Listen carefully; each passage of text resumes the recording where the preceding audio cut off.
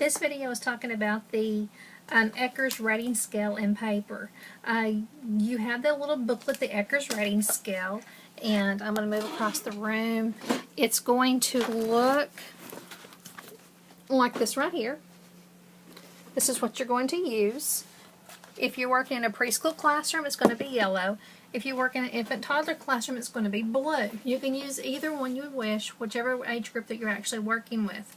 Now, you have to read this. The instructions are in the front of the book. But what I want you to pay attention to in interacting with this activity is as you go through, there's going to be lots of different areas. The first one is called Space and Furnishings, and it's on a scale from 1 to 7. Now, every time you do, and you're trying to figure out how you're scoring this, you have 1 is inadequate, 2, 3, 4, 5, 6, 7. It starts out with number 1, indoor space. All of these number 1s should be checked no. Okay? These all should be checked no. If you have a yes in this first column, you don't go any further and you score it as a 1. Okay? The rest of these should be checked as yeses. If you have a no in any of these 3 columns, you don't go any further on the scale and you rate it as the number that's above. Now, it can get a little bit tricky when you're working with the scale.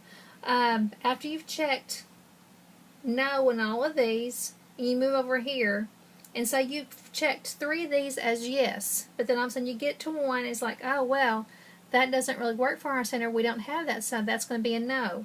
You would not score it as a 3 because you didn't complete this whole column. You go back and score it as a 2. If you don't complete the whole column with yeses in each of this column, it goes to a 2. Now, if you did complete all of these, and you went over here, and you didn't get any of these at all, there wasn't any yeses right here, it would be a 3. But if you got 1 over here, it would be a 4. If you got 2 over here, it would be a 4. If you got all 3 here, it would be a 5.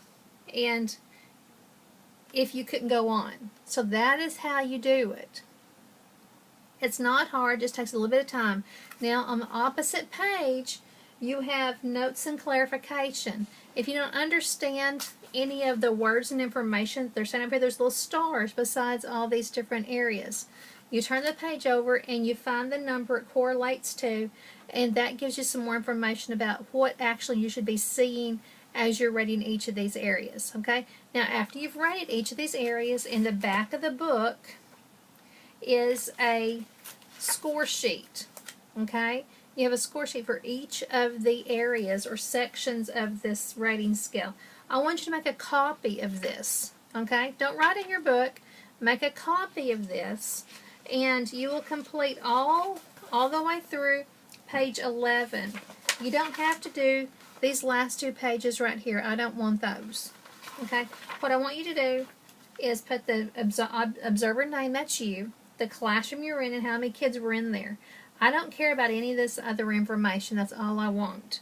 Now, down here, you're going to, this is where you do your checking. Like I talked about on that other sheet a while ago, this is where you're filling it out. Now, to get complete credit for each of these areas, you're going to have to fill out the blank space over here.